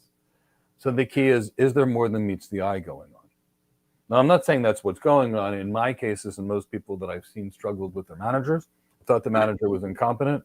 When I asked that person which questions to ask the manager, they went, oh my God. And they figured out why the manager was acting in the way they were. And were able to rectify it and not only deepen the relationship with the manager, but typically build the relationship and get promoted into a better position. It's pretty hard to have a good team if you're an incompetent leader. Now, Daniel, you could have had somebody else build the team and they left, and now you got a brand new leader that's a bozo. That is very possible. But if they've been in that position and the team's good, chances are they're a very strong leader, because only a good leader can keep a good team. Unless you're in an environment where it's easy for people to replace their jobs in 2 days. Like if you were in New York City in the 1990s and the early 2000s and you were a CCIE, yeah, sure. If you had a bad leader, you'd have a new job within 24 hours. Now in Florida, it's not 24 hours. Florida's 30 days for somebody like me. New Jersey, it's 15 minutes. California, it's the same day. But, it all depends on what you're at, how fastly you can change. And geography does play a role, even though we can work from home in today's world. Geography still plays a role because you got to go visit your customers in certain positions. So really, really look at it. So I'll give you an example, Daniel. I had a student the other day, and we talked about social media. And what he posted was as follows. He posted, my manager's stupid and the company's stupid. I've been in this company for 5 years, and I got to go train people, and they're getting paid the same as me. Now, I actually went first, never say anything negative about your employer or any employer if you want to get hired. I said, and the second side of it is, let's dig a little deeper. Let's try to figure out what's really going on. And I asked the person, I said, if I have somebody that's doing the same job each day, does it make sense? I said, who gets paid more? The person that's been doing the same job each day for 20 years or the person that can do it brand new? There's no benefit to the company different to have somebody with seniority. Now, the next side of it is, Daniel, to put it into concept for the management perspective, I've got a team, right? And if my people are doing a good job on the team, they get promoted. If my people are not doing a good job on the team, they get stagnant. So what you find is employees that don't get promoted because they're not doing what the manager wants, they're not turning in quality work. 10 years later, they're still getting paid the same things and new hires are getting paid more because to the hiring manager, the new employee's better. They've chosen not to fire the person that's the bottom performer on their team because they don't like to lay off. So in many cases, what the manager needs and what the employer needs are two separate things. And there's lots of reasons. But in most cases, and I've been in this position, it's the worst position. The CEO or the chief marketing officer or the CIO tells you something that you need to know to do your job, and you're not allowed to tell the rest of your team. And you're asking your team to do stuff, and then they think you're an idiot. So whenever I've been in these positions, Daniel, I've told my team ahead of time, there are additional factors that are going on outside of your control, factors that I'm not at liberty to discuss, things that are non-disclosure agreement related. Please bear with me while we get through this together, and at some point it'll make sense. Now there is that, but Daniel, I got to tell you, not all the managers have the emotional intelligence to do that, which means they could use some leadership training themselves. You can have somebody that's good at management, but if they don't have those soft skills and that emotional intelligence, the relationships will always be a problem.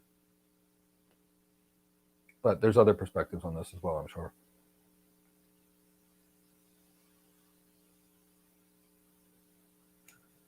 You got anything to add to that, Alonso? I thought it was just, I think it was a lot of different layers for that to take a look at. Is when you think about great team but horrible leader, extra duties, projects due to their incompetence. But like you said, there's management, and then there's those who are more boots on the ground. So if there's a great team, then right off the rip, there's cohesion, there's a great communication, there's great performance amongst that.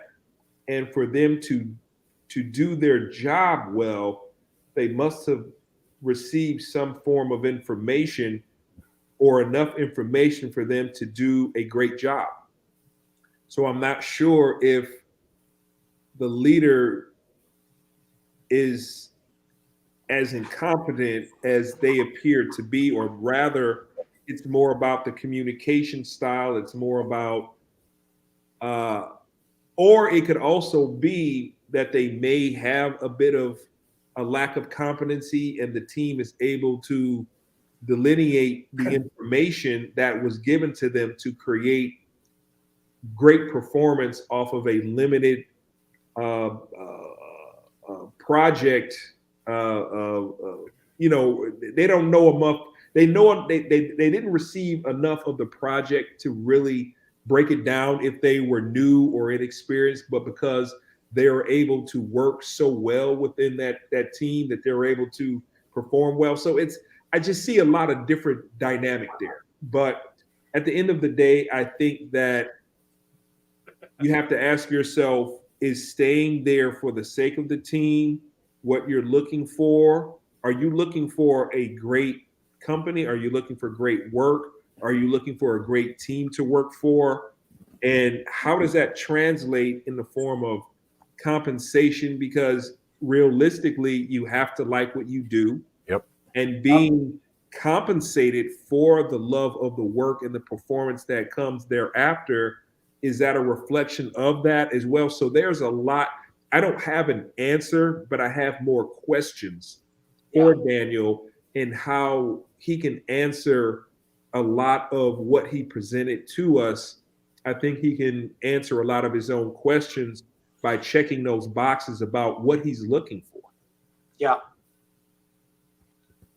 So I'm going to come at it from the jaded perspective again. I'll let Alonso and Mike give everybody the benefit of the doubt, but I'm jaded, and I'm like, okay, so you do have a horrible boss. Okay. There are horrible bosses out there. That's why there's literally a movie called Horrible Boss.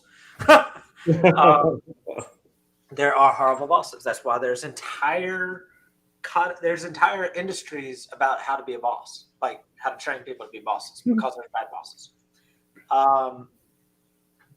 Your boss can't communicate effectively. Your boss doesn't schedule properly. Tells you about last minute things that they've known about for 2 weeks. It happens. There's people that do that. They hold information that they could freely give to you, but they just don't give it to you. Makes your job difficult. That's what if that's what the situation is, that's what the situation is. And then let's go to what Alonzo said at the end.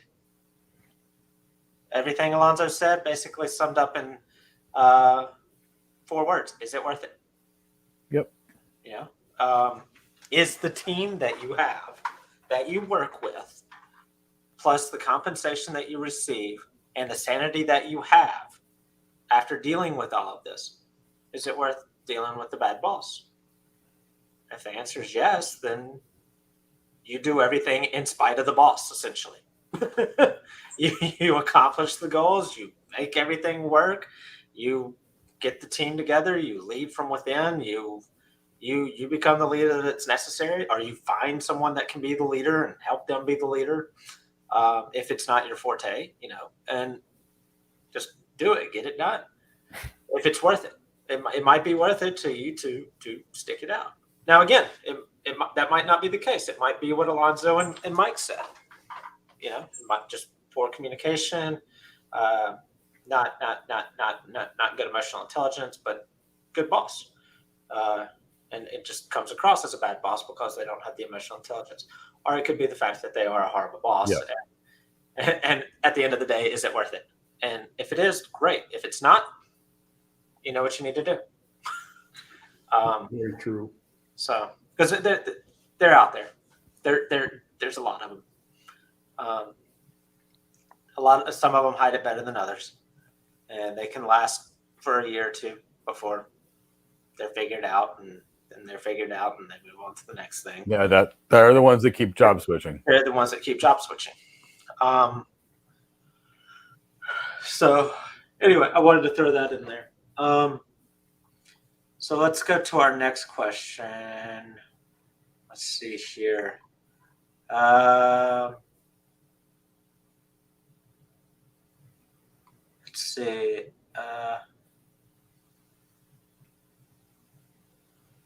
Mike. Yes. Never had to deal with this one. I've not personally had to deal with this one. So Last Raven, it's interesting. If you are a sales engineer, if you are an account manager, if you are an architect, chances are you will be entertaining clients at strip clubs. I will tell you personally, I've never been to one in my entire life. I got married real young. But here's the thing, Last Raven. If I had said to my wife, look, the customer wants me to entertain him at the strip club, here's the opportunity. If this deal closes, I'm going to get an additional $40,000 a bonus. My wife would say, here, order a steak, have a beer, and don't touch anybody. What do I care? And my wife would truly say that. Of course, my wife also knew that I worked part-time as a gynecologist, at least for a short period of time. So it'd be nothing I've ever seen in my life.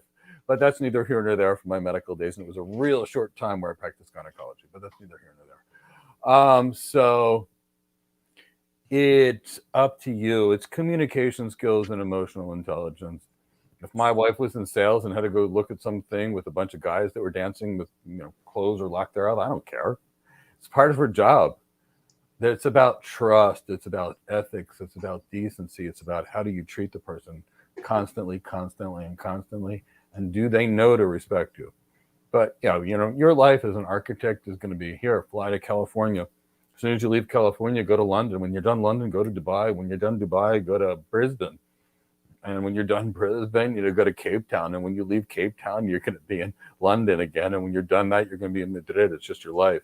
And you're going to be entertaining clients in a wide variety of golf courses, boating things. I'd say 25 to 50% of what architects do is, literally speaking, entertaining clients. The rest of the time it's going to meetings. There's no time to touch the text. And writing. in speaking. Alonzo, any experience to speak on about entertaining clients at strip clubs? No, unfortunately not. But No. I do not that type of experience. But I think it's a matter of conducting yourself with excellence as you would at work. I mean, you're not here at your behest. You're here because of and pragmatically, this is an interesting thing, is because you're not here because of your what would be you're not here because of yourself. You're not. Let me keep it very simple. You're here to work, and unfortunately, being in a austere environment, if you will. I have to go to a strip club for 2 hours to make 40 grand. End of story. Yeah, exactly. Exactly. You know, Do you want that new car? You know, turn it around. You know, this is not bada bing. You're not there for that. You know, you're there to entertain. This is just a step in the path of securing a multi-million-dollar deal. And if you got to do some things that it doesn't necessarily, it might skim a little bit on your sensibilities, but how you conduct yourself there is what's important. I'm not here to do this or that. I'm here to entertain my organization's clients, and this is where they want to go. This is where they want to go. It's got nothing to do with who you are as a person, but it has everything to do with you doing your job. You're not out there celebrating with them, but you're providing a means of creating relationships. And some people might disagree with how I'm viewing this, but ultimately it's how you conduct yourself in any environment, whether it's at work, at that particular gentleman's club, or anywhere else for that matter, or even at the golf course. You know, how you conduct yourself, what you're doing, how are you moving the business forward, and even more importantly, how are you building these relationships so that the next day they're going to put their name on a dotted line for a multi-million-dollar, multi-year project. Oh, Cindy, look at this beautiful girl. Oh, she's actually on camera now. Look at this beautiful girl.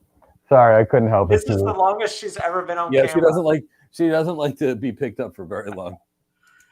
All right. Well, I think I'm going to answer Last Ravens one, because he's got one more, and this is a huge fallacy with regards to architects and tech training. And I read about it. Reading is great. Yeah. So, but I want to get to that's the wrong one. How do you keep up to date with the tech if you never touch it anymore? So, Last Raven, I want to be clear. Knowing how tech works and touching it are two completely different things. I've interviewed 1,000 people that can configure the cloud, and not a single one knows how to design it. Because knowing how something works versus how to configure it are exact opposites. How does your car's engine work? What goes on with these piston things or glow plug things or whatever is in your engine? There's like a cylinder, there's a block. I don't know how that stuff works because I don't know the car. But I can tell you how the BGP protocol works. I can tell you, how does it set up a session? When it sets up a session, does it send an open? Does it send an open sent? Does it go to open confirmed? Does it go to active? Does it go to idle? That's the knowledge of how it works. So for architects, it's how we design it. You can configure things all day long and not know how it works.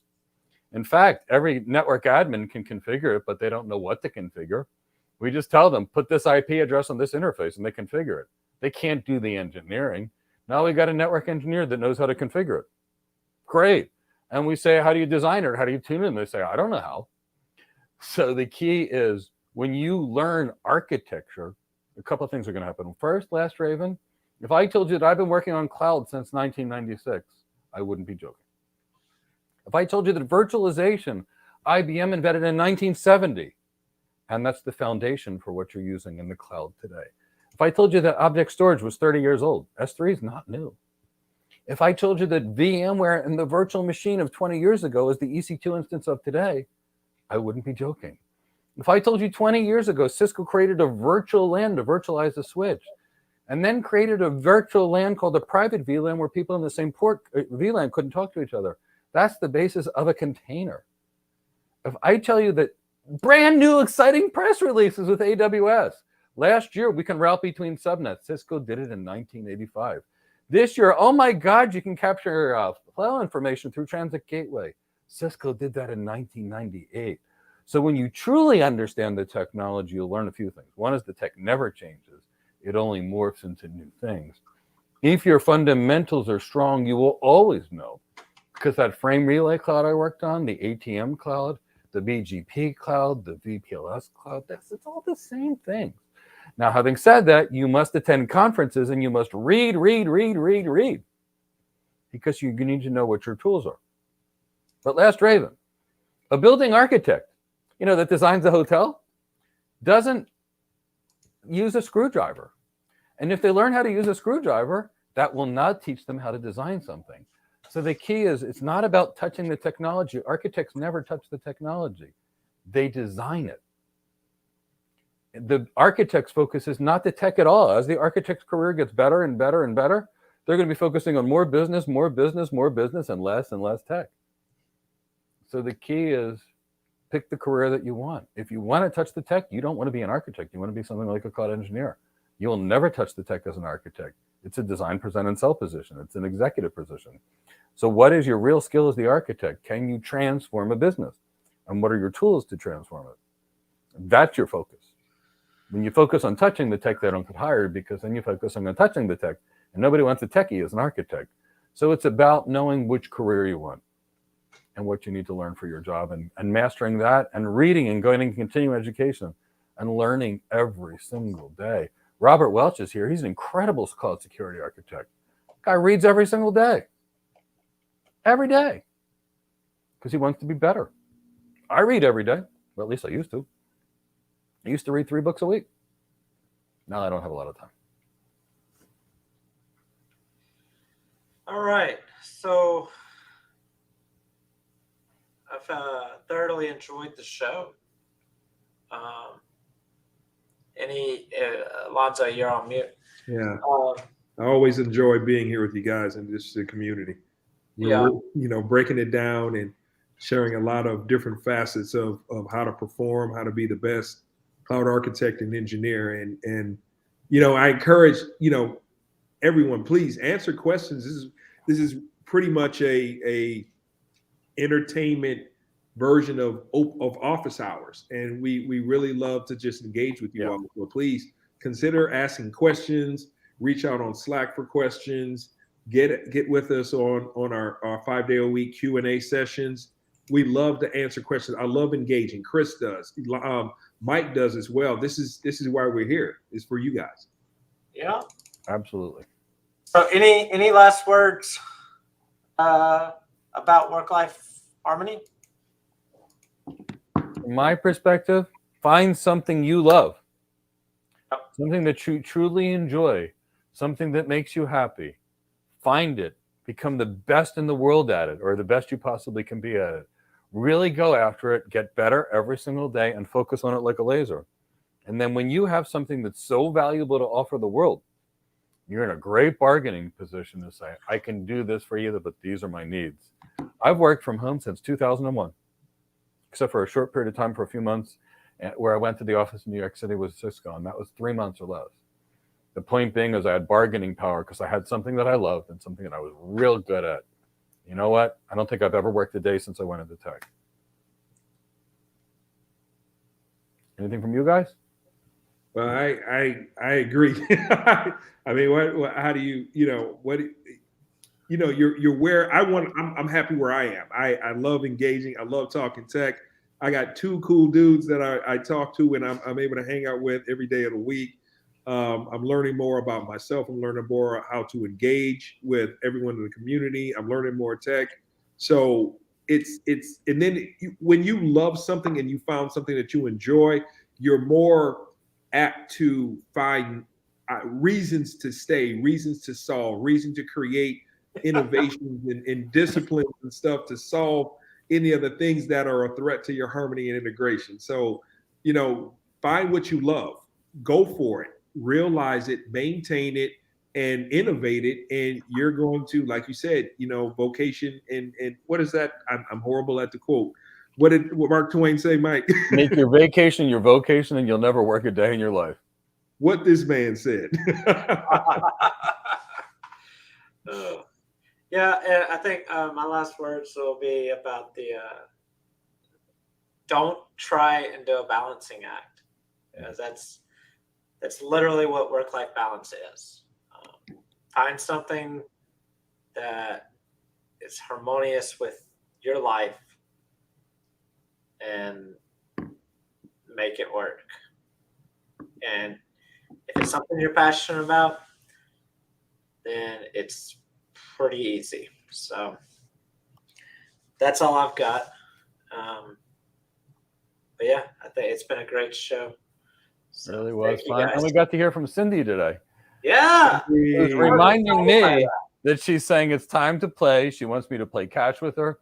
And I'm sure she also wants some fresh tuna because she hasn't had any fresh tuna since lunch. And I buy her ahi tuna, and she loves that. Cindy. Since lunch. Cindy. She's slightly spoiled. I was expecting him to say since yesterday. And he says Right. Yesterday, last She gets week. ahi tuna, scallops, and shrimp every single day of the week. Okay, I haven't eaten dinner, so just Yeah, me. Come either. over, you and Cindy and me. We can all eat the same food. It's not cat food; it's human food that I I get. know it's not cat food. All right, guys. Well, I'm gonna log off. All right, Have a great guys. night, It's everybody. always a pleasure. Everyone have a great evening, morning, or afternoon, wherever you are. All right, bye. Take care. Bye, everybody. Take care.